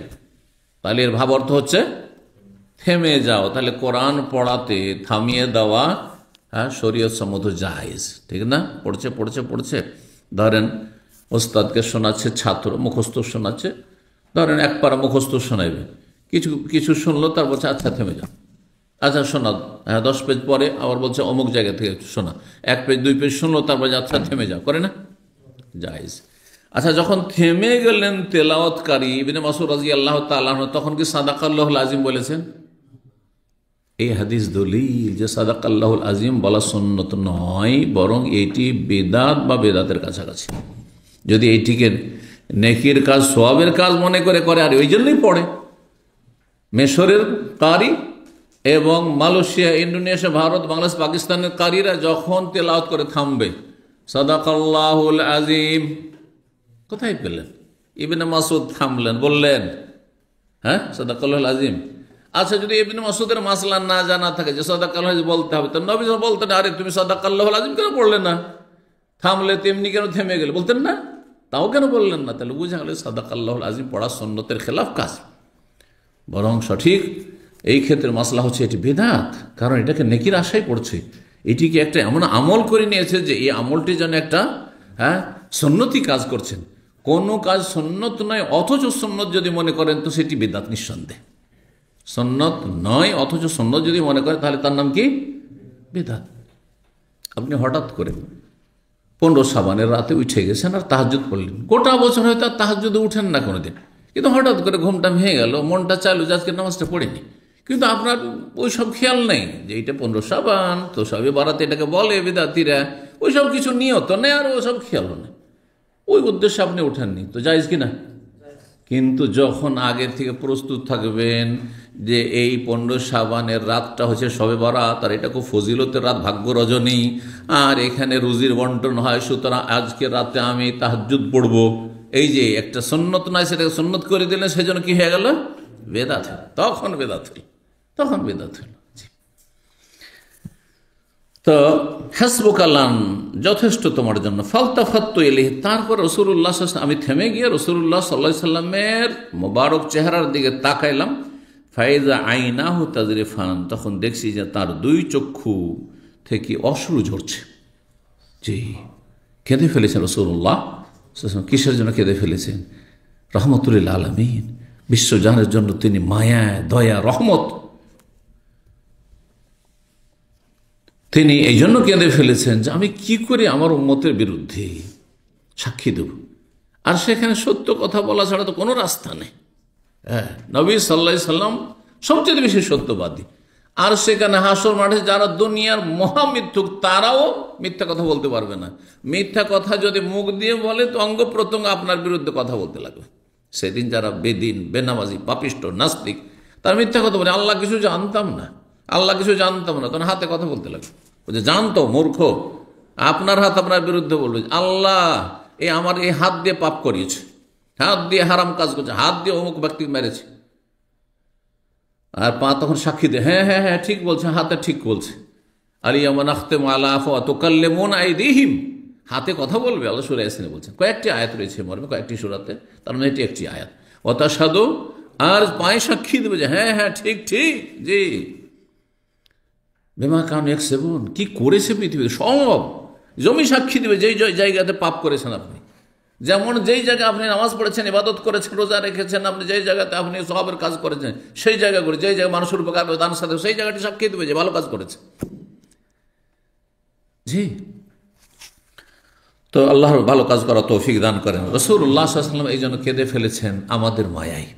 এক শ্রেণীর পাপিষ্ট লোকেরা, গুনাহগার, তারা আল্লাহর নাফরমানি করেছে, রসুলের নাফরমানি করেছে, হাসর মাঠে এরা পাপিষ্ট হয়ে হাজির হবে, জাহান্নাম তাদের নসিবে আসবে, তাদের বিরুদ্ধে কি করে আমি সাক্ষী দেব? রাসূলুল্লাহ সাল্লাল্লাহু আলাইহি ওয়াসাল্লাম কেঁদে ফেলেছেন।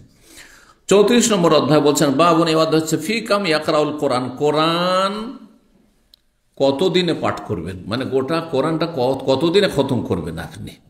একদিনে খতম করা চলবে কি না, সেটা সময় কত হতে হবে, কত হলে বেশি ভালো?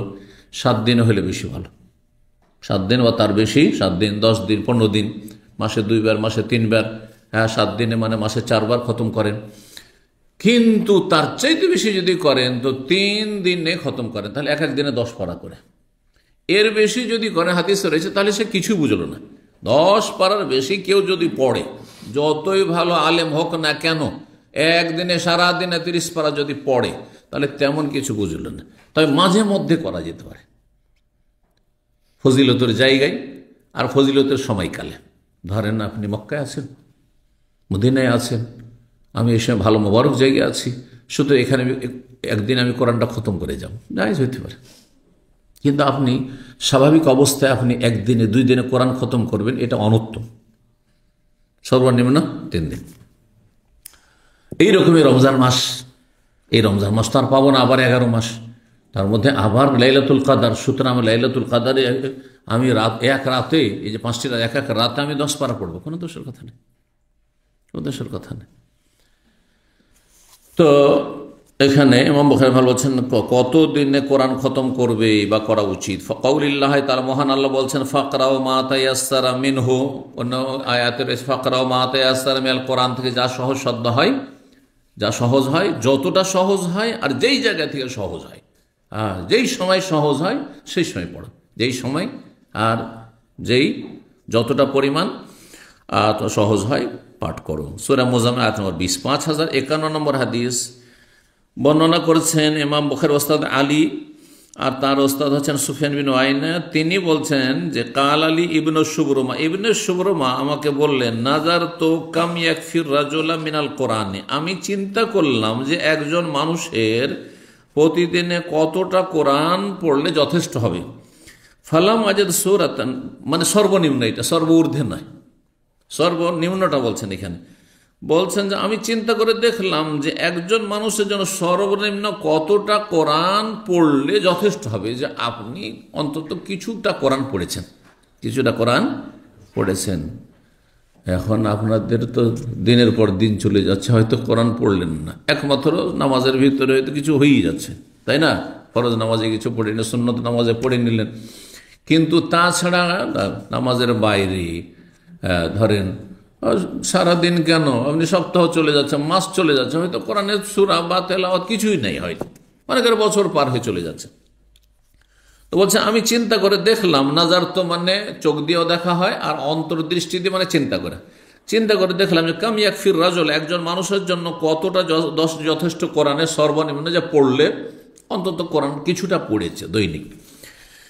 ফালাম আজাদ সূরাতান আকাল্লা মিন সালাসা, তিনি ইজতিহাদ করলেন যে সর্বনিম্ন যে ক্ষুদ্র সূরা আমি দেখছি কোরআনে, সেটা হচ্ছে কয় আয়াত বিশিষ্ট? 3 আয়াত বিশিষ্ট। হ্যাঁ, সূরায়ে ইখলাসে কয়টি আয়াত রয়েছে? আর সূরায়ে 3টি আয়াত কোথায় রয়েছে? ইন্না আতাইনা কাল কাউসার ফাসাল্লি লিরাব্বিকা ওয়ানহার ইন্না শানিয়াকা লাবতার। সূরা আসর, ওয়াল আসরে ইন্না ইনসানা লাফি খুসর ইল্লাল্লাযিনা আমানু ওয়া আমিলুস সলিহাতি ওয়া তাওয়াসাউ বিল হাক্কি ওয়া তাওয়াসাউ বিস সাবর। এটা একটা আয়াত, কিন্তু এ তো 3টি আয়াত। তো বলছেন যে সর্বনিম্ন যে সূরা আমি পেলাম 3 আয়াতের কমে কোনো সূরা নেই, মানে 2 আয়াতের কোনো সূরা নেই, 2 আয়াতের কোনো সূরা কোরআনে কারিমে নেই। তো কমপক্ষে একটি সূরা তো পড়বে, তো একটি সূরা পড়লে তো 3 আয়াত পড়তে হয়, না হয় 4 আয়াত পড়তে হয়। সূরা ইখলাস পড়লে 4 আয়াত পড়তে হয়।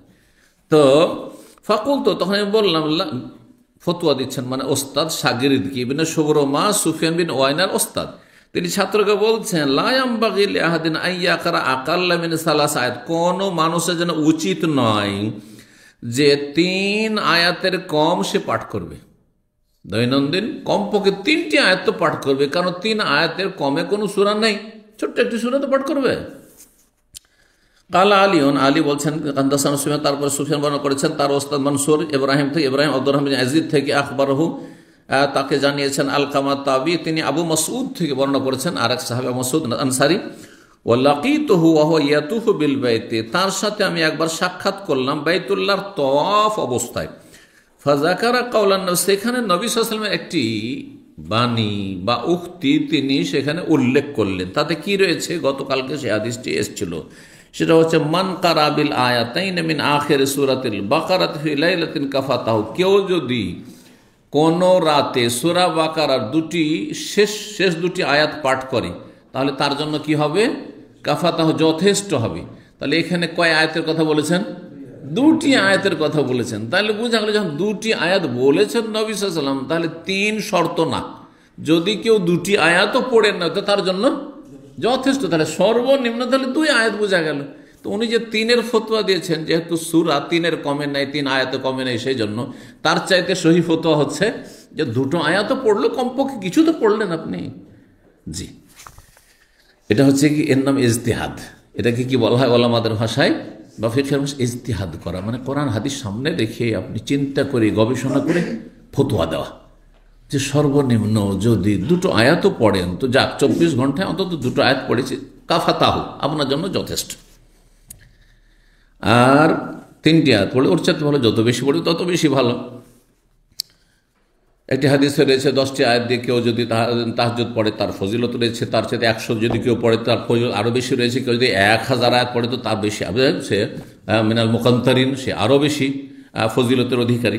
জি, তো আর এই মর্মে 2-3টি হাদিস রয়েছে, আমরা পড়ে নিই যে কোরআন তেলাওয়াত সর্ব ঊর্ধ্বে কতটা আপনি করবেন। 5052 নম্বর হাদিস, আব্দুল্লাহ বিন আমর রাদিয়াল্লাহু তাআলা আনহু তিনি বর্ণনা করছেন, তিনি খুব পরহেজগার মানুষ ছিলেন। আব্দুল্লাহ বিন আমর বিন আস খুবই পরহেজগার লোক ছিলেন। বলছেন, আন কাহানি আবি ইমরাতান যাতা হাসাবিন, আমার বাবা আমার বিয়ে দিয়েছিলেন একজন সম্ভ্রান্ত পরিবারের ভদ্র মহিলার সাথে। সম্ভ্রান্ত পরিবারের মেয়ের সাথে আমার বাবা বিয়ে দিয়েছিলেন। এখান থেকে বোঝা যায় যে 1400 বছর আগে নবী সাল্লাল্লাহু আলাইহি ওয়াসাল্লাম আমলেও ছেলেরও বিয়ের মোটামুটি কারা স্বার্থ দিত, বাবাই দিত। এটা পরম্পরা চলে আসছে। কারণ কিছু কিছু সমাজ এমন আছে যে কিছু লোক বা কিছু পরিবার তারা চিন্তা করে যে না, ছেলের বিয়ে কেন আমি দেবো, আমি মেয়ের বিয়ে দেবো। ছেলের বিয়ে ও নিজে স্বাবলম্বী হবে, নিজে ইনকাম করবে, তারপর সে বিয়ে করবে। বরং পয়সা হলে নিজে বিয়ে করে, কিন্তু ছেলের বিয়ে দেয় না। 2-3টা বিয়ে 4টা বিয়ে করছে হয়তো নিজে পয়সা, কিন্তু ছেলের বিয়ে দেয় না। যখন বলা আপনার ছেলে যে সাবালক, ওর বিয়ে দেন না, তো বলছেন ওর কি, ওর বিয়ে ও করবে, আমার বিয়ে আমি করলাম। না না না, আপনার একটা দিয়ে গুনাহ থেকে বাঁচতে পারছেন আপনি, কিন্তু আপনার ছেলে যার একটি স্ত্রী নেই, যার ফলে গুনাহ থেকে নাও বাঁচতে পারে, সুতরাং আপনার 2-3টি নফল 4টি বিয়ে করার চাইতে, একাধিক বিয়ের চাইতে আপনার সাবালক ছেলে বিয়ে দেন, যাতে করে গুনাহ থেকে বাঁচাইতে পারেন আপনি। এরকমই আপনার ভাই, ছোট ভাই, আপনি 2-3টে বিয়ের স্বপ্ন দেখছেন, আর এই যে আপনার ছোট ভাই জেনা করে বেড়াচ্ছে, লম্পটি করছে, না কেন? আপনার জন্য একটা যথেষ্ট গুনাহ থেকে বাঁচার জন্য। কারণ মানুষের শারীরিক চাহিদা আছে, অনেক সময় না থাকলে গুনাহ হয়ে যেতে পারে, কিন্তু আপনার একটা স্ত্রী কমপক্ষে আছে।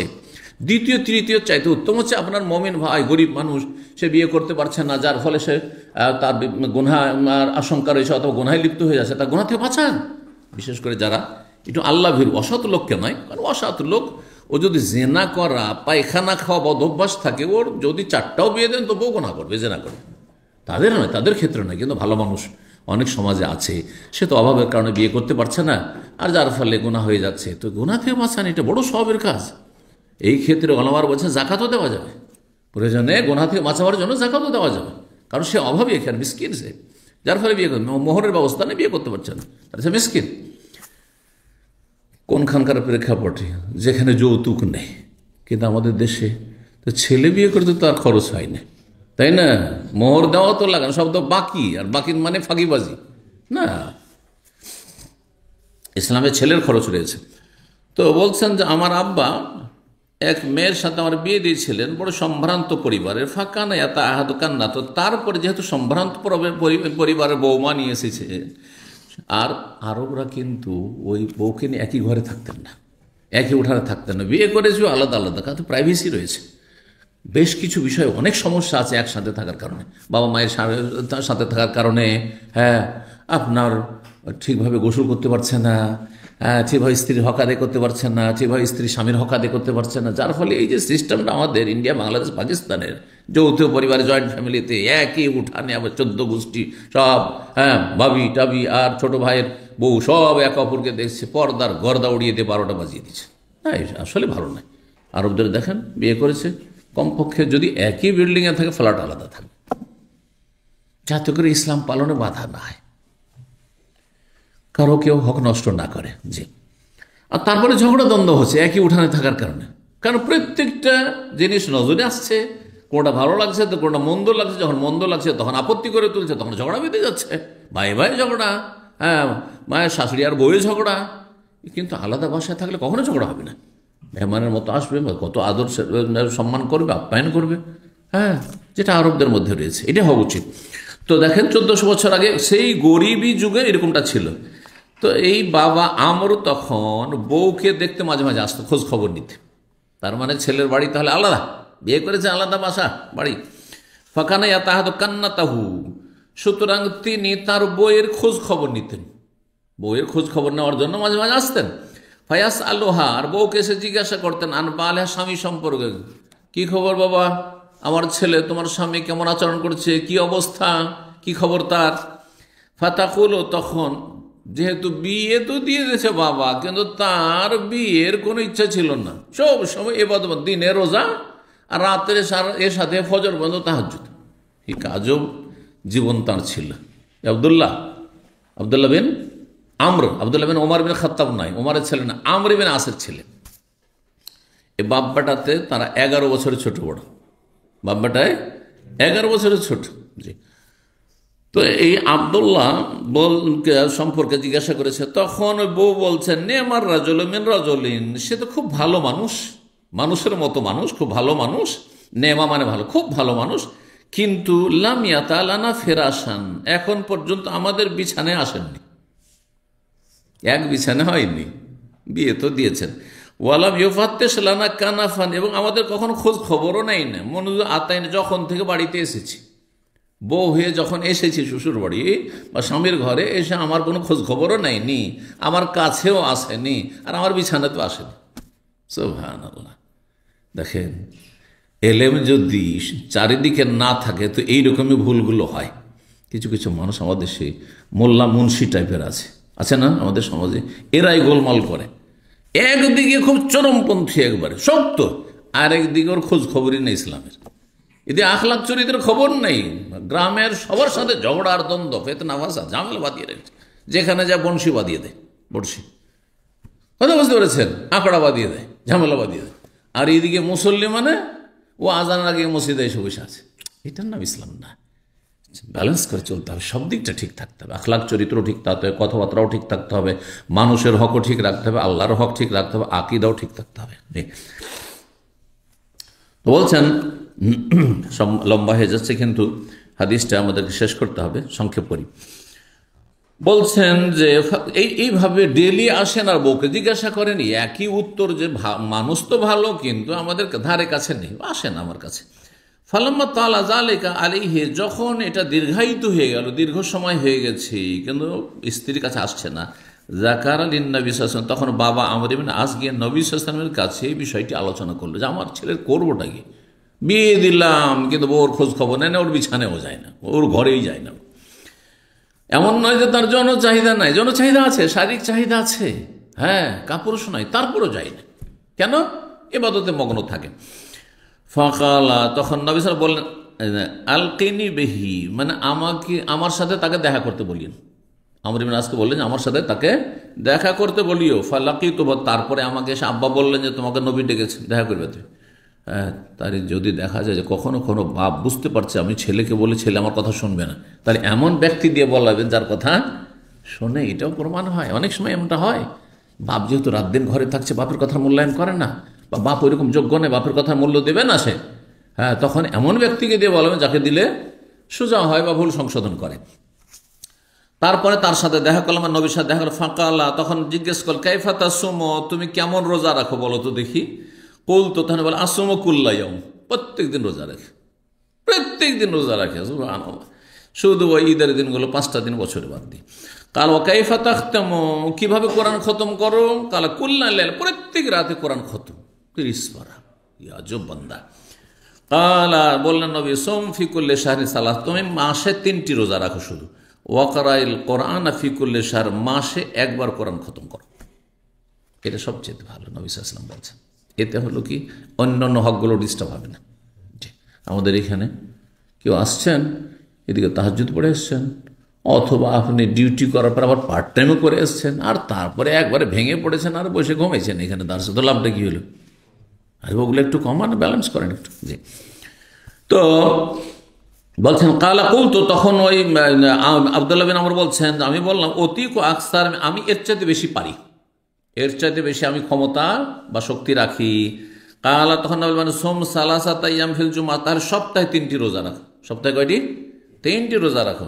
কুল, তো আমি বললাম অতি আকসার, এর চাইতে বেশি পারবো। কাল আফতের ইয়াউমাইন ওয়া সুমি ইয়াউমাইন, 2 দিন পানাহার করো, 1 দিন রোজা রাখো। 2 দিন পানাহার করো আর 1 দিন রোজা রাখো, তাহলে আর একটু বেশি হলো। কাল কুল, তো তখন আমি বললাম অতি আকসার, এর চাইতে বেশি পারবো ইয়া রাসূলুল্লাহ, অনুমতি দেন। কালা সোম আফদাল সোম, তাহলে সবচাইতে উত্তম রোজা রাখো এবং সর্বর্ধে, এর বেশি না, সেটা হচ্ছে সমা দাউদ, দাউদ আলাইহিস সালামের রোজা, সিয়ামা ইয়াউমিন ওয়া ইফতারা ইয়াউমিন, 1 দিন রোজা রাখো আর 1 দিন পানাহার করো। ওয়াকরাফি কুল্লি সাবিলাইল মাররা, আর 7 দিনে এক খতম করো। ফালাইতানি কাবিলতু, এ আব্দুল্লাহ বিন আমর, তারপরে নবী সাল্লাল্লাহু আলাইহি সাল্লামের এই কথা, এটা কথা হুকুমমূলক ছিল। নির্দেশমূলক থাকলে তো বাধ্য মানতে, তাই না? এটা কি ছিল? হ্যাঁ, মায়া মমতামূলক ছিল। হুকুম দুই রকম হয়। দেখেন, আমাদের ছেলেমেয়েরা যখন খুব বেশি হার্ড পরিশ্রম করে পড়াশোনা করে পরীক্ষার সময়, তখন রাত 11টার পরে 12টা যখন হয়ে যায়, কি বলি? সব সব। কিন্তু ছেলে বুঝতে পারছে যে এটা হুকুম নয়, এটা কি মায়া করে। আচ্ছা, শুইছি করতে করতে আরো 2 ঘন্টা টান দিল, হয়তো গুনাহগার হবে নাকি? কারণ নিয়তটা এখানে নাফরমানি করা নাই, কিন্তু অর্ডার হয় যে এক্ষুনি সব, তাহলে শুইতে হবে। বুঝতে পারছেন না? ভঙ্গিমাতে সেটা বুঝতে হবে যে কি বলা হচ্ছে আমাকে।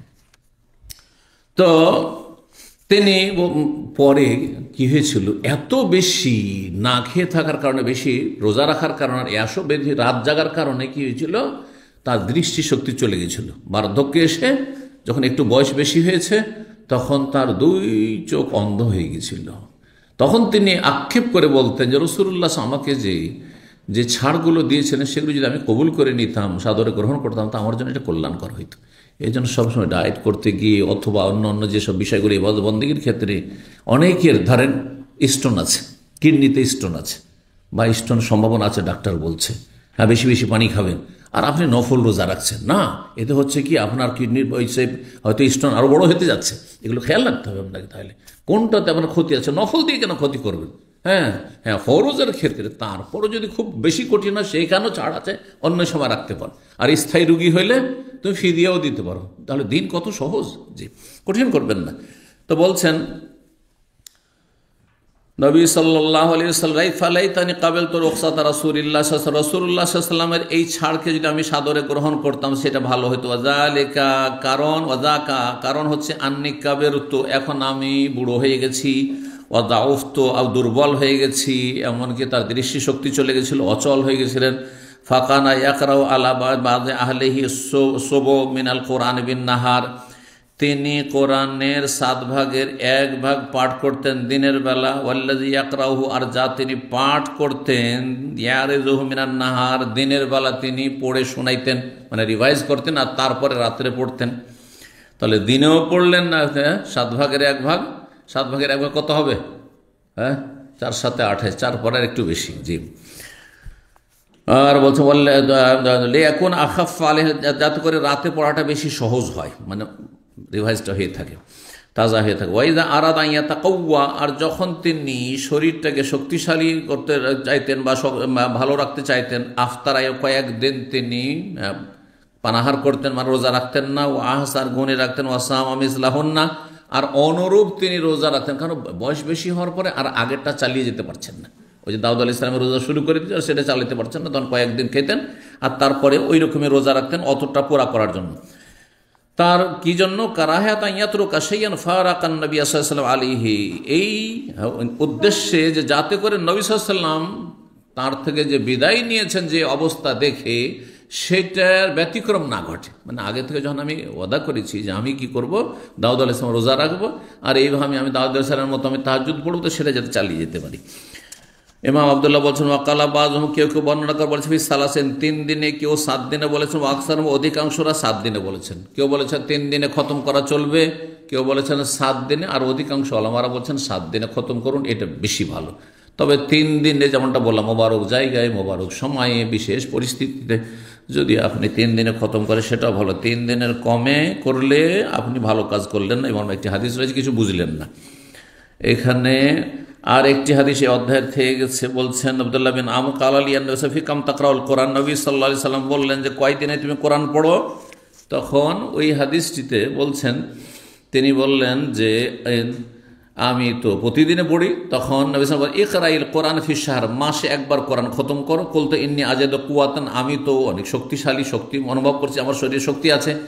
কালা, বলে ফাকরাউ ফি সাবিন, 7 দিনে 1 খতম করো। ওয়ালা তাজিদ আলা যালিকা, এর বেশি তুমি এর অতিরিক্ত করবেন না। 7 দিনে 1 খতম যদি হয়, তাহলে কত পড়তে হয়? 4 পরে একটু বেশি, এইরকমটা করতে পারেন। অথবা 10 দিনে করেন, হ্যাঁ, অথবা 15 দিনে, মাসে 2 বার করেন। আল্লাহ যেন তৌফিক দান করেন। জাযাকুমুল্লাহ খাইরান। ওয়া সাল্লাল্লাহু আলা নবিয়িনা মুহাম্মদ ওয়া আলা আলিহি ওয়া সাহবিহি আজমাইন।